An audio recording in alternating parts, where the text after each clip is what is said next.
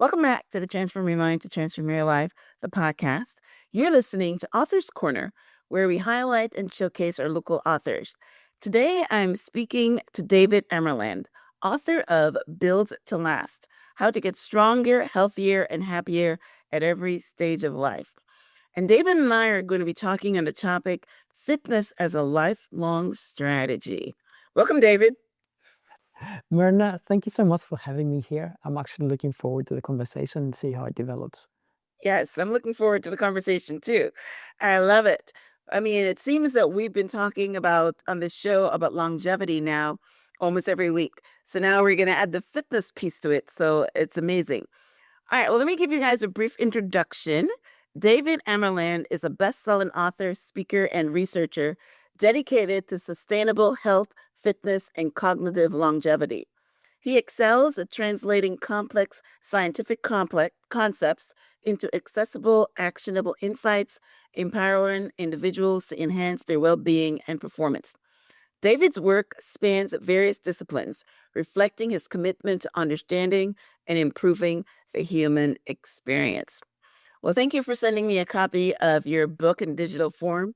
So, a lot of my questions are taken from your book. And as we start off, your first chapter is on something that's called the paradox of fitness.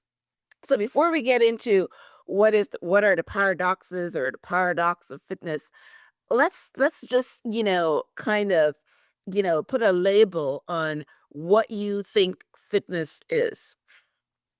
Okay, that's a great place to start. Now, we've all been conditioned since, ever since we're aware of how we look and the impact that has on us and others and the expectations of others.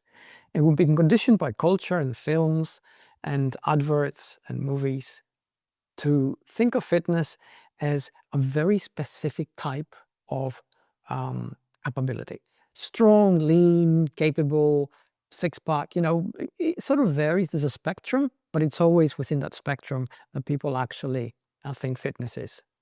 And it really is nothing like that. Those things are performative.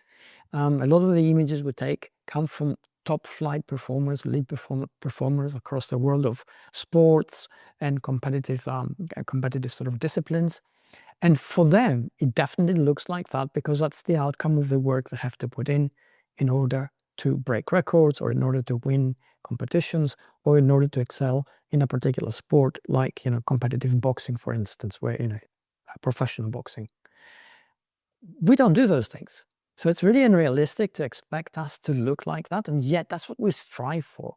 And that's where most of us sort of stumble, fall, become disappointed, give up, think we're doing something wrong. Emily, fitness, what is it exactly? It's feeling good in your body because it's healthy, feeling capable because it's strong enough for it to do what you want it to do. And it's going to be different for everybody. So if we start off with fitness, first, it has two sort of definitions. One is absolutely personal. It's going to differ from person to person depending on a particular body type, their capabilities, their age, their socioeconomic conditions, their particular circumstances. The other one is that it should be able in your body to feel good, to feel healthy, so you don't actually suffer from major illnesses like cardiovascular disease, for example, or chronic inflammation, which affects your immune system and leads to a cascade of negative health outcomes. And also to be able to do what you want, go for a walk without getting winded, go up a couple of flights of steps without gasping for breath, carry your shopping home for maybe, a couple of kilometers, and feeling that this is something you can do pretty much whenever you want to. So that's what fitness really is. I love that. And the only reason I asked that question is because I had an interview with someone that was a Navy SEAL. You talk about exceptional fitness, and he thinks that people think he was saying that you can be fit like a Navy SEAL but still unhealthy. So that's why I had the premonition to ask you what exactly is fitness, because you're right. We think fitness is being able to run a 5K, or being able to bench press, or you're right, those type of things. But I love the way you broke it down, is yeah, can you walk up a flight of stairs? Can you carry your groceries, right? So, can you walk, 100 kilometers or something? When we can't do those things, we don't think about it as fitness. We think that we're unhealthy. But yeah, so um, uh, I like what you said. It's a personalized thing. So if we were to put a label on it, would you say that you're fit if you are? How do you finish that sentence? Well, you're fit if you can do everything you want to do without feeling constrained. I love that. And that's going to be different, right, for everybody. If you have grandkids, most people want to be able to play with them, lift them up, without feeling, oh, I'm old. If you are younger, you want to play with your kids. If you're younger still, you want to be able to, be active with your mates. It's Yes. all going to be different and personal. And that's what the trick is. Make it personal. If you don't make it personal, then you're dancing to somebody else's tune. And you can do it for a while, but it's not your tune. And you're going to give up. You're going to become disheartened. You're going to lose your motivation. You're going to stumble and stop. And we constantly do that. Yes, yes, I like that. I like that.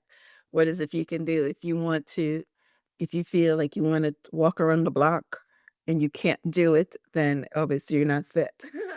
I heard a story of a guy that was couldn't walk up the stairs without being winded, and decided that he was going to do something about it. And he started doing something about it, and he ended up running Ironman competitions. So he took it to the extreme. All right. All right. So now that we have, put a label and we've introduced what real fitness is, it's not what you see in the movies, not the Olympic champions, but personalized for you. What are the paradoxes that you talk about in your book?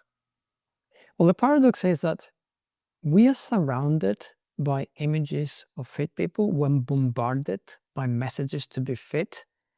We are subject to government programs that are being pushed at us. We are subject to constant advertising. We spend on almost $1 billion a year on fitness globally, and we know we're as fit as we should be. 48% of us don't exercise at all.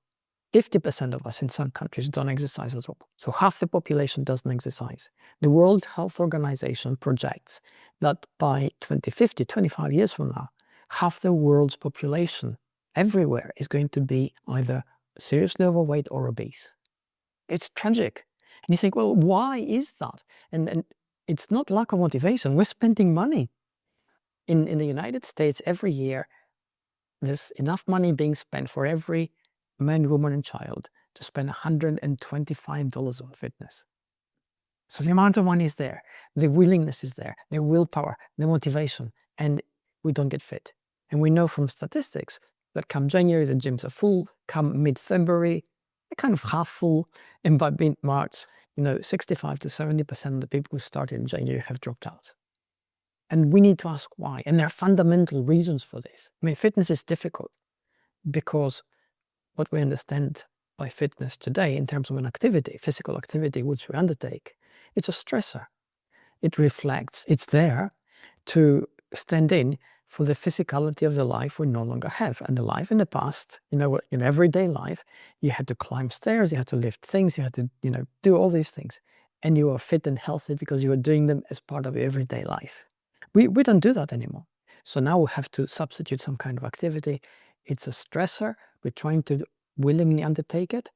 We're surrounded by a whole lot of other stressors, and they overlay one on top of the other. End of December, we're at home, we're relaxed, it's Christmas, we're having a great time. We project that feel good sort of mood we're in into the future. We think we're going to start a new year, we're going to train, do all those things. Come January, it's cold, it's tiring. The stresses of everyday life accumulate, the challenges that the world throws at us begin to come thick and fast. So it's no wonder that by mid-February, so many have dropped out, and by mid-March, the majority have dropped out. So we need to be smarter than that. We need to do things differently, because otherwise we go into this kind of hamster wheel where every year we do this thing, then we fall off. and then we do it again and we fall off, and it's not working. The figures, are tragic in terms of people suffering It's from. very true. It's very true. I mean, I heard a statistic that by Martin Luther King Day, which is January the 20th here, that most people, all their New Year's resolution is out the window. So you were very generous by giving them February. But yes, they do that because I understand what you just said. It is not part of their daily routine, and they come home from work and they're tired, physically and mentally, and they don't have the they don't have the energy to do it. I'm laughing because something just played in my head where there's this guy on Instagram that comes on and talks about different things every day. And he was saying that whoever gets up at 4:30 in the morning to exercise, something is wrong with them. Because he's saying nobody in their right mind does that. But that's what you got to do. If you got to get up at 4:30 in the morning to exercise before you go to work, or you got to exercise after you come back from work. And there's very few people have that motivation to do it. So what is your solution? Well, we have to integrate physical activity in our lives as part of our everyday sort of lifestyle by doing small changes, simple things. Instead of taking the lift or the elevator, you take the stairs. Instead of sort of going by car everywhere, you park a little bit further away, or you substitute the car for short distances and you put in the time to actually walk there and back. When you're at home, you do housework, but knowing that the housework which you're doing, instead of being something which you need to sort of zone off and put out of your mind, is actually part of physical activity that you engage in. And this is really important. Our awareness of what we do impacts the effect it has upon us. And there's studies on this. They studied hotel maids. They saw I all heard of that hotel mate study. yeah, Yes. Mhm. yeah. And that's crazy because the ones who were told what you're doing is exercise, they improved all their biomarkers. They improved their blood pressure, they improved their waist to hip ratio, they improved their muscle mass. The ones who were doing exactly the same work, but kind of blindly, because it's work, like drudgery, they showed no improvement. Mm. So this is the mental component. We need to actually begin to dial our attention into what we do and become a little bit more intentional in our lives. And if we do that consistently, and there are studies that show that if you exercise for 1 minute, do something physical for 1 minute is nothing, right? Your neurochemistry changes. The neurochemicals released in the bloodstream are identical to what if you exercise for an hour, which means that the impact that those neurochemicals have on our hormonal profile is the same, which means that the hormonal profile impacts our major organs.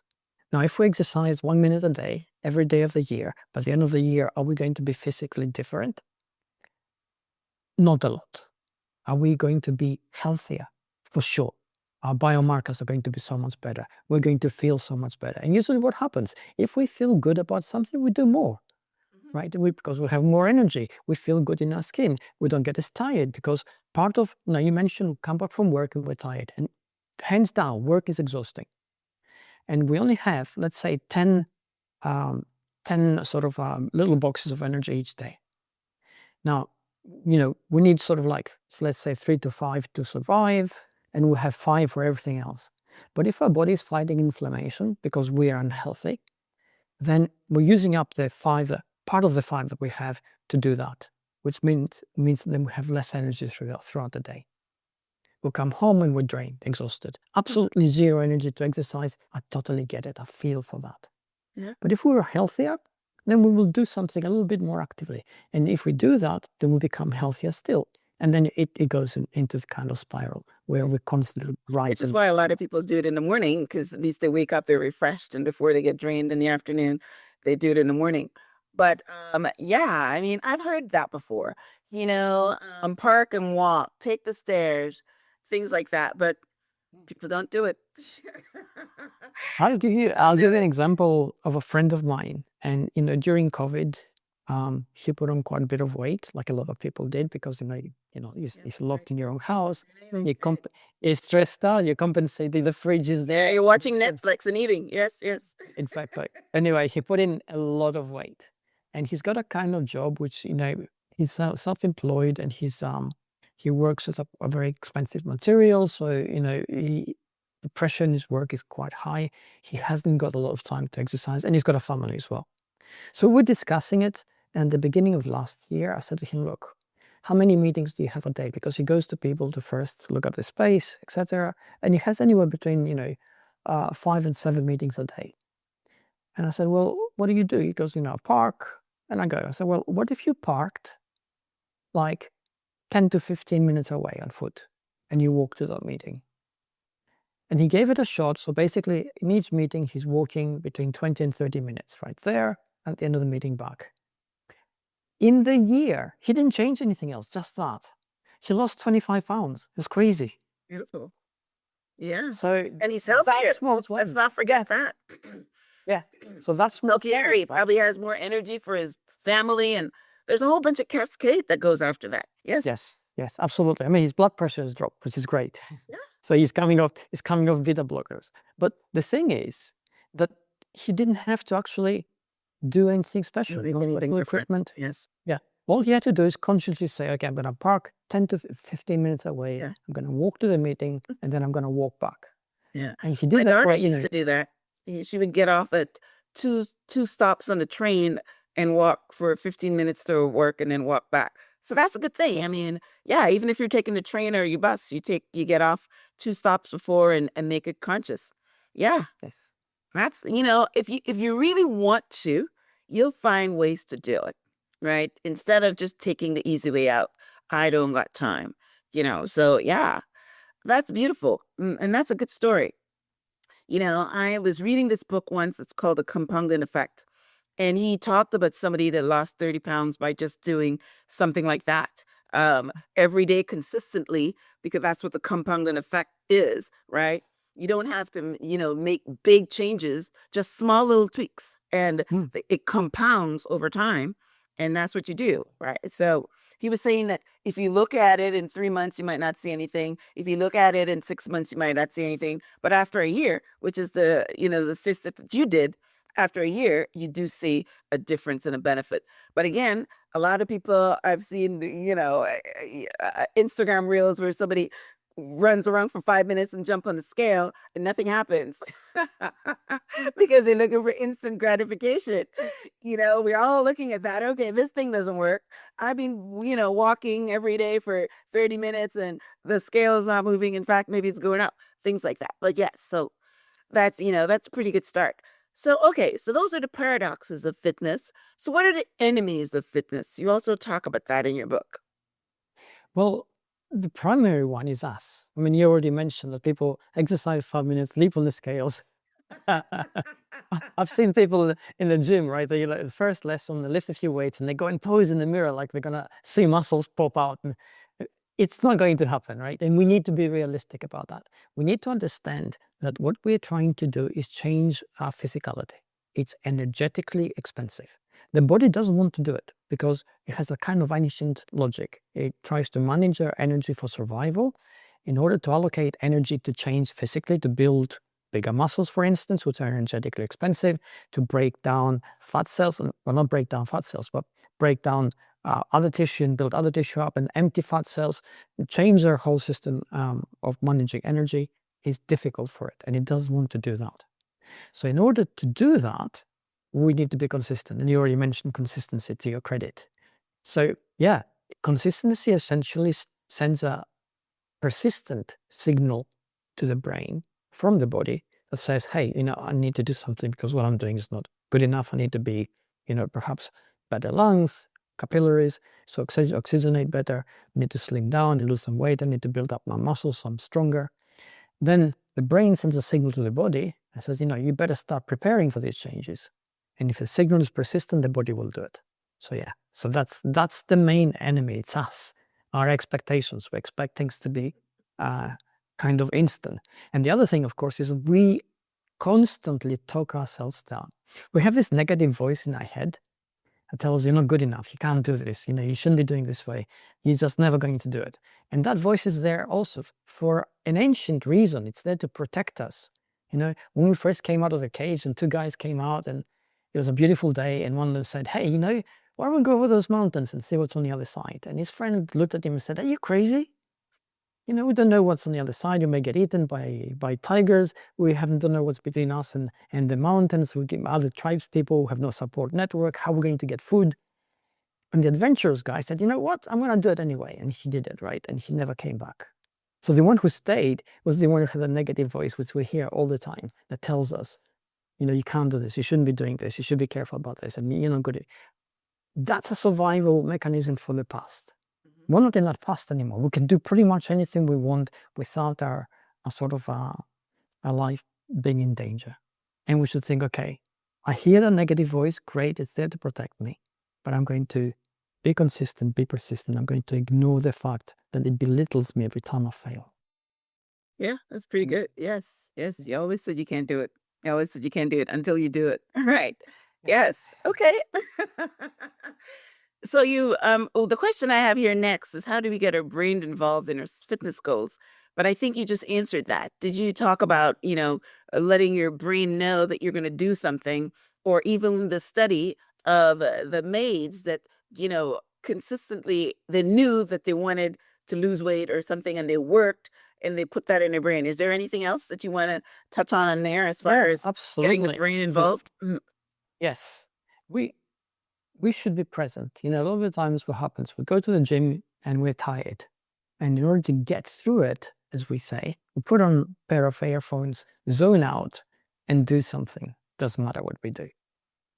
And there are studies again on this. We get two people doing exactly the same thing. One is lifting weights, perhaps in a specific way, and the other one is doing the same thing, or perhaps they're, walking the treadmill. The one who is aware of their movements for the same length of time, exactly the same exercise, can get up to 20% more benefits faster.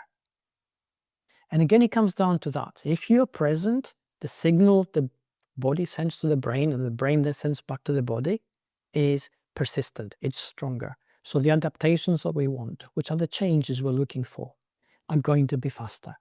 And if we kind of, we're telegraphing it because we're tired and zoned out, we'll still see some benefits, but it'll be slower. Yeah. So we need to engage our brain in this.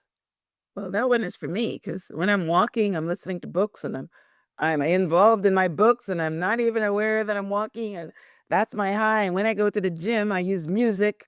But yes, yeah. So I'll try to be present more. Yes. Yeah.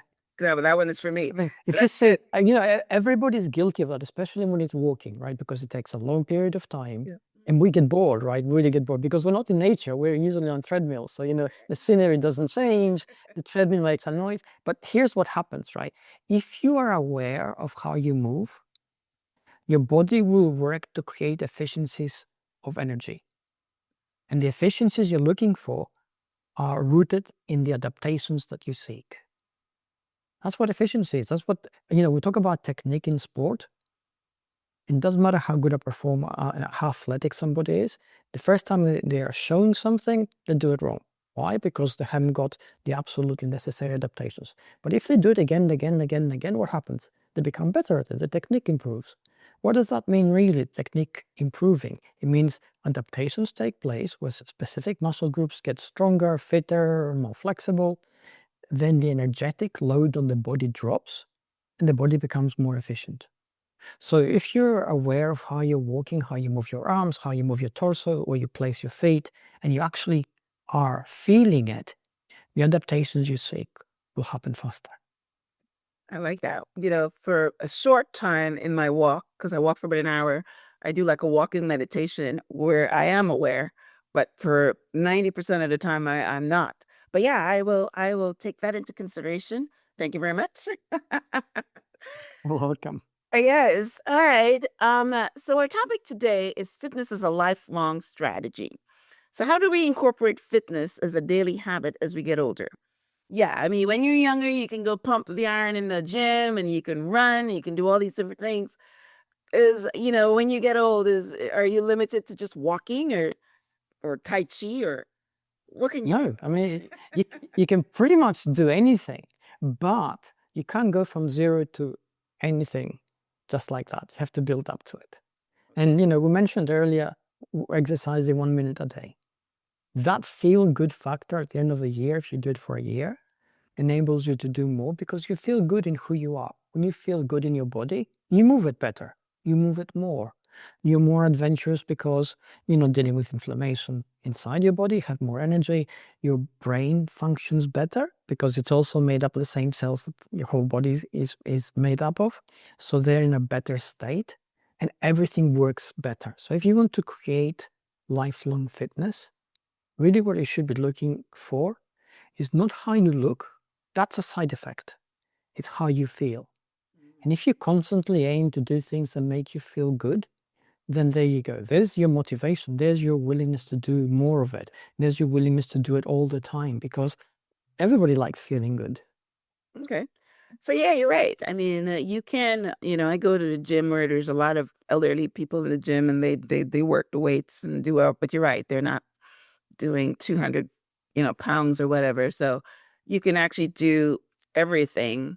But I like what you said. You don't start one day and say you're gonna lift this heavy weight. You just go gradually, or maybe you just need to be moving, whether it doesn't have to be heavy weights. You just need to be walking. A lot of them swim because it's a non-impact exercise. So I like what you said though. Do something small every day and incorporate it. And if you feel good, then you're going to continue to and pick what it is that you like to do. I mentioned walking because I love to walk, and that's what I do. So That's brilliant. And walking is excellent as an exercise, especially if you do it outside. Because outside, and for usually, yeah, right, okay, you have nice weather, you have nice landscapes, you can go out in nature. That's amazing because we know that the moment our brain is exposed to input from the natural world, there's a certain syncing that happens in terms of how different centers of the brain operate with each other that allows the brain to work better. But more importantly, it allows it to dial down anxiety and stress. So cortisol levels drop a little bit, anxiety begins to stabilize, then all the neurotransmitters which sometimes create anxiety in us begin also to sort of reach a certain threshold, and we just feel good. And that then has a direct impact on chronic stress, which has a direct impact on tissue inflammation, which has a direct impact on health and longevity. yeah, I know. Just doesn't help the pounds come off, but that's okay. Well, Yeah. walking, it's funny you should say this. This is what happens with walking. Walking, the body has essentially two energy systems. One is carbohydrates and the other one is fat, the fat stored in our fat cells, which is great. Carbohydrates is limited in terms of energy, and the body has, unfortunately, for good reasons in the past, but now not so good for us, has the ability to store infinite amounts of fat.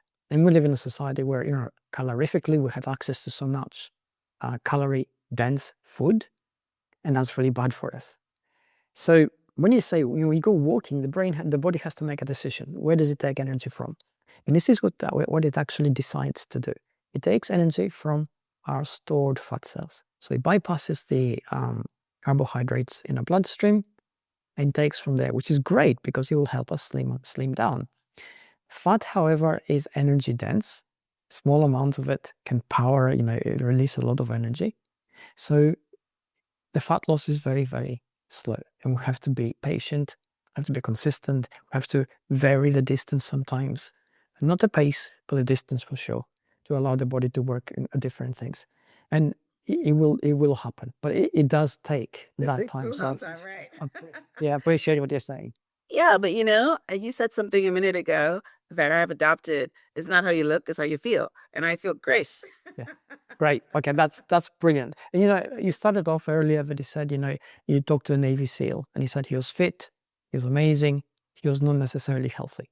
Right. And there is that. We have people who can look extremely fit, they can perform athletically to an extremely high standard, but they're not necessarily healthy. And what do we mean by that? Well, this is what we mean by that. They push their body to such a level that they are under fueled.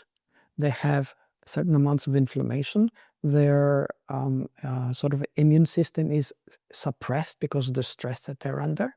And although they look great and they perform really well, a simple cold can really knock them out. It's because they're on that knife edge. So conflating the way we look with the way we feel and how healthy we are is not always a very good indicator. Yeah, it's not very, and that's exactly what he said.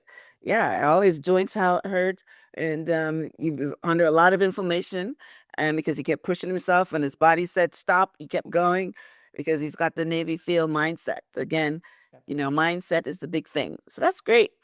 All right, so let's talk about your book, Built to Last: How to Get Stronger, Healthier, and Happier at Every Stage of Life. Why did you write it, and what do you want readers to walk away with after reading? After, well, I wrote it because I was intrigued by the question. Now, every book I write usually comes down, in a very broad strokes, to a simple answer to a relatively simple question that is not easy to answer. And the question here was, why is fitness so hard? Why can't we get it easily when so many of us want it so badly? So that's what the book is there to answer. And it gives people a blueprint which allows them to customize what they do so the fitness actually fits their life, as opposed to some kind of fitness plan which they're going to try and shoehorn into everything they do. And if I want people to take anything away from it, I'll say these three things. When it comes to fitness, make it personal, make it mean something for you, make it possible. Work to integrate what you're doing so that you do it as easily as possible, and then make it persistent. So you're consistent in what you're doing. And if you do those three things, you will definitely feel the difference. And that difference will be primarily, in the first instance, how you feel, it'll be internal, and then it will start becoming external. Mm, I like that. So yeah, you're answering the question, how can you be fit? Yes, and yes, I love that. All right, so where can our listeners get a copy of your book? If you have a website, you can let us know what your website is. And if you're in social media, what are your social media handles?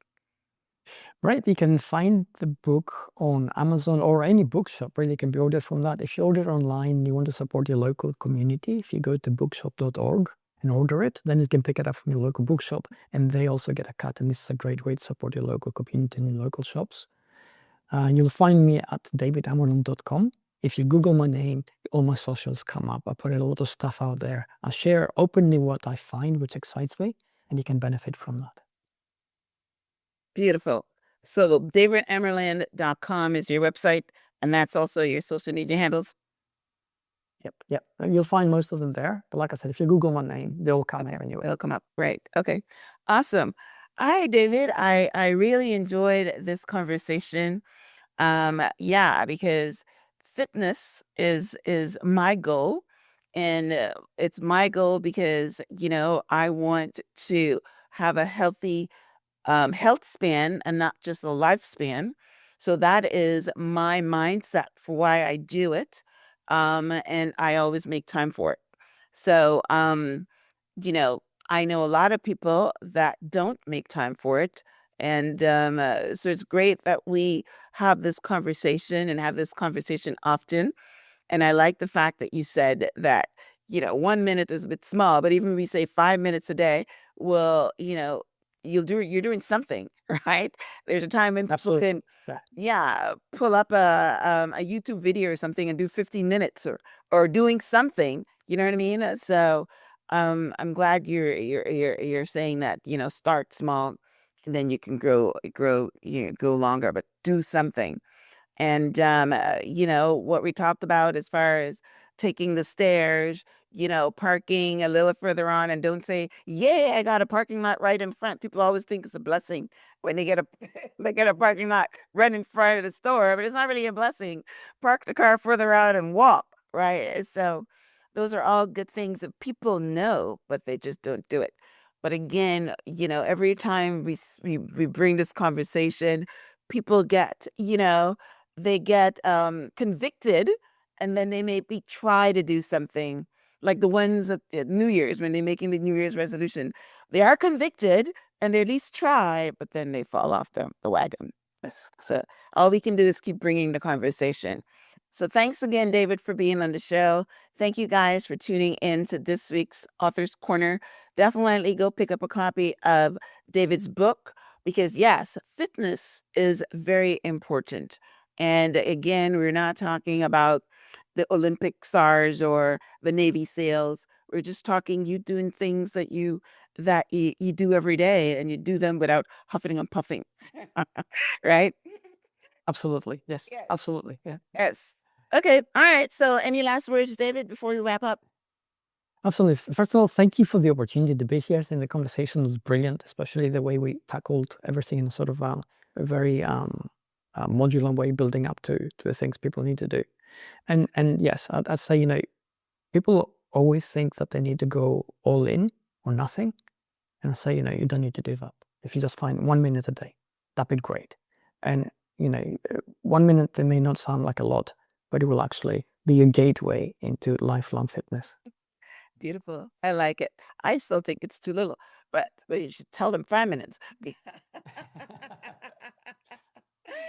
But yeah, I mean, that's not bad. I remember when I was doing jump rope. You can do that for 60 minutes, and that's a lot of work for 60 minutes worth of jump rope. So I understand it. Yeah, whatever you do, you can do for 1 minute, right? So that's great. All right, David. Thank you again for a great conversation. Thank you guys for tuning in. Until next time, namaste.